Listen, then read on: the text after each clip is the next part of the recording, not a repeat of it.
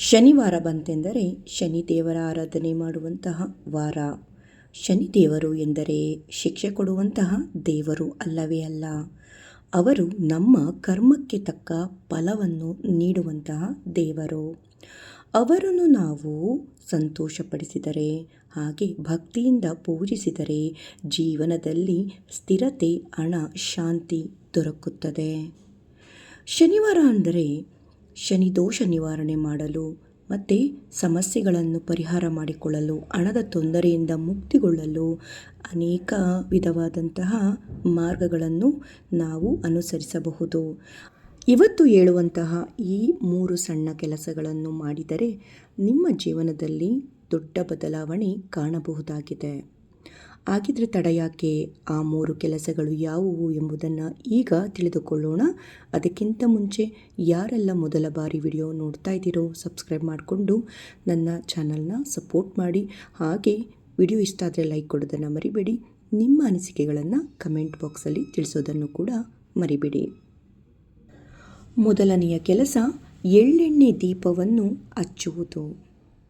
ಹೌದು, ಶನಿವಾರದಂದು ಬೆಳಿಗ್ಗೆ ಅಥವಾ ಸಂಜೆಯ ಸಮಯದಲ್ಲಿ ಎಳ್ಳೆಣ್ಣೆ ದೀಪ ಹಚ್ಚಿದರೆ ಶನಿದೋಷ ನಿಧಾನವಾಗಿ ಕಡಿಮೆಯಾಗುತ್ತದೆ. ಯಾಕೆಂದರೆ ಶನಿದೇವರಿಗೆ ಎಳ್ಳೆಣ್ಣೆ ಎಂದರೆ ಪ್ರಿಯ. ಮನಸ್ಸಿನಲ್ಲಿ ದೇವರನ್ನು ಪ್ರಾರ್ಥನೆ ಮಾಡಿಕೊಂಡು ದೀಪವನ್ನು ಬೆಳಗಿ, ಅಥವಾ ನಿಮ್ಮ ಹತ್ತಿರದ ದೇವಸ್ಥಾನ ಅಂದರೆ ಶನಿದೇವರ ದೇವಸ್ಥಾನಗಳಿದ್ದರೆ ಅಲ್ಲಿಗೆ ತೆರಳಿ ಕೂಡ ನಾವು ಎಳ್ಳೆಣ್ಣೆ ಬತ್ತಿಯನ್ನು ಹಚ್ಚಿ ಬರಬಹುದು. ದೇವರನ್ನು ಪ್ರಾರ್ಥನೆ ಮಾಡಿಕೊಂಡು ನಮ್ಮ ಬೇಡಿಕೆಗಳನ್ನು ಈಡೇರಿಸಲು ಕೇಳಿಕೊಂಡು ಬರಬಹುದಾಗಿದೆ. ಹಾಗೆ ಜಾತಕದಲ್ಲಿ ಏನಾದರೂ ದೋಷವಿದ್ದರೆ ಅದನ್ನು ಕೂಡ ಇದು ನಿವಾರಣೆ ಮಾಡುತ್ತದೆ ಎಂಬ ನಂಬಿಕೆ ಇದೆ. ಆದ್ದರಿಂದ ತಪ್ಪದೆ ಶನಿವಾರದಂದು ಬೆಳಿಗ್ಗೆ ಅಥವಾ ಸಂಜೆಯ ವೇಳೆಯಲ್ಲಿ ಈ ಒಂದು ಎಳ್ಳೆಣ್ಣೆ ದೀಪವನ್ನು ಹಚ್ಚಿ ಹಾಗೆ ಧ್ಯಾನ ಮಾಡಿ. ಇದರಿಂದ ಅನೇಕ ಸಮಸ್ಯೆಗಳು ನಿವಾರಣೆಯಾಗುತ್ತವೆ. ಈಗ ಎರಡನೇ ಕೆಲಸ ಯಾವುದು? ಇದನ್ನು ಈಗ ತಿಳಿದುಕೊಳ್ಳೋಣ.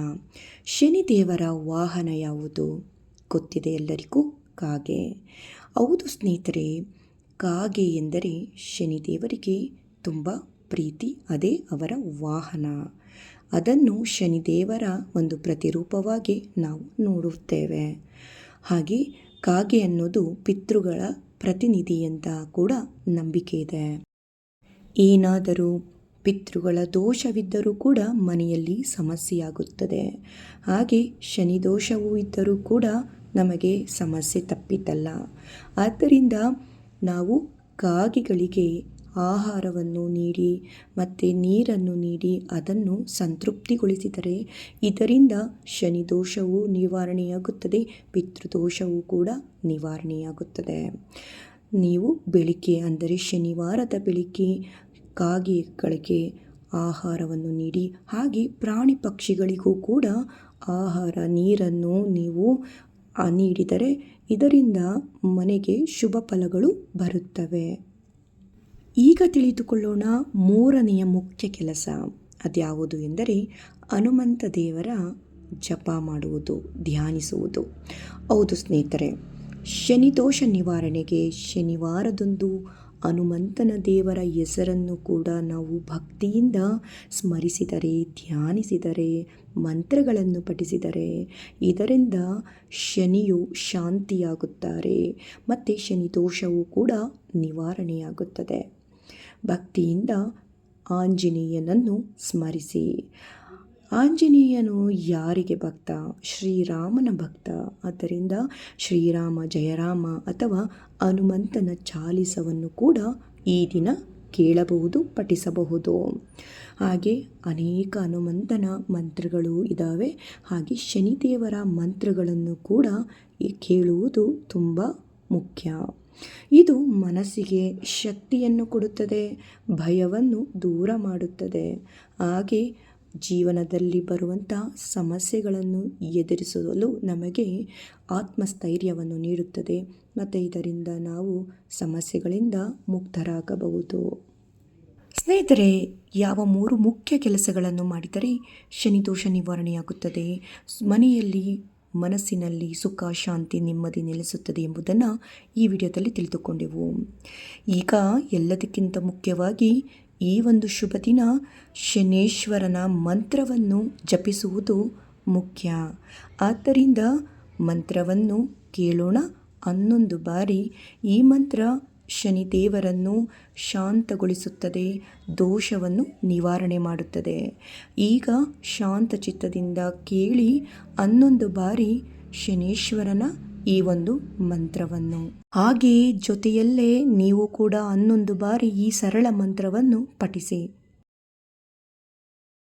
ಓಂ ಶಂ ಶನೈಶ್ಚರಾಯ ನಮಃ. ಓಂ ಶಂ ಶನೈಶ್ಚರಾಯ ನಮಃ. ಓಂ ಶಂ ಶನೈಶ್ಚರಾಯ ನಮಃ. ಓಂ ಶಂ ಶನೈಶ್ಚರಾಯ ನಮಃ. ಓಂ ಶಂ ಶನೈಶ್ಚರಾಯ ನಮಃ. ಓಂ ಶಂ ಶನೈಶ್ಚರಾಯ ನಮಃ. ಓಂ ಶಂ ಶನೈಶ್ಚರಾಯ ನಮಃ. ಓಂ ಶಂ ಶನೈಶ್ಚರಾಯ ನಮಃ. ಓಂ ಶಂ ಶನೈಶ್ಚರಾಯ ನಮಃ. ಓಂ ಶಂ ಶನೈಶ್ಚರಾಯ ನಮಃ. ಓಂ ಶಂ ಶನೈಶ್ಚರಾಯ ನಮಃ. ಕೇಳಿದ್ರಲ್ಲ ಸ್ನೇಹಿತರೆ, ಯಾವ 3 ಮುಖ್ಯ ಕೆಲಸಗಳು ಪ್ರತಿ ಶನಿವಾರ ಮಾಡಿದರೆ ಜೀವನದಲ್ಲಿ ಬದಲಾವಣೆ ಸಿಗುತ್ತದೆ ಎಂಬುದನ್ನು. ಖಂಡಿತ ಮಾಡಿ ನೋಡಿ. ಶನೀಶ್ವರನ ಆಶೀರ್ವಾದದಿಂದ ನಿಮ್ಮೆಲ್ಲ ಕಷ್ಟ, ನೋವುಗಳು ಎಲ್ಲವೂ ಕೊನೆಯಾಗುತ್ತವೆ. ಜೀವನದಲ್ಲಿ ಶಾಂತಿ, ಸಮೃದ್ಧಿ, ಸುಖ ತುಂಬಿ ಬರಲಿ. ಶನೀಶ್ವರನ ಆಶೀರ್ವಾದ ದೊರಕಲಿ. ನಿಮ್ಮ ಅನಿಸಿಕೆಗಳನ್ನು ನನಗೆ ಕಮೆಂಟ್ ಬಾಕ್ಸಲ್ಲಿ ತಿಳಿಸಿ. ಹಾಗೆ ವಿಡಿಯೋ ಇಷ್ಟ ಆಗಿದ್ದರೆ ಲೈಕ್ ಕೊಡೋದನ್ನು ಮರಿಬೇಡಿ. ಹಾಗೆ ನಿಮ್ಮ ಪ್ರೀತಿ ಪಾತ್ರರಿಗೂ ಕೂಡ ಈ ವಿಡಿಯೋನ ಶೇರ್ ಮಾಡಿ. ಸಬ್ಸ್ಕ್ರೈಬ್ ಮಾಡ್ಕೊಂಡಲೇ ನೋಡ್ತಾ ಇದ್ದರೆ ಸಬ್ಸ್ಕ್ರೈಬ್ ಮಾಡಿಕೊಂಡು ಬೆಂಬಲಿಸಿ. ಮತ್ತೊಂದು ವಿಡಿಯೋದಲ್ಲಿ ನಿಮ್ಮನ್ನೆಲ್ಲ ಮತ್ತೆ ಭೇಟಿ ಮಾಡ್ತೀನಿ. ವಿಡಿಯೋನ ಪೂರ್ತಿಯಾಗಿ ನೋಡಿದ್ದಕ್ಕೆ ನಿಮ್ಮೆಲ್ಲರಿಗೂ ಹೃತ್ಪೂರ್ವಕ ಧನ್ಯವಾದಗಳು.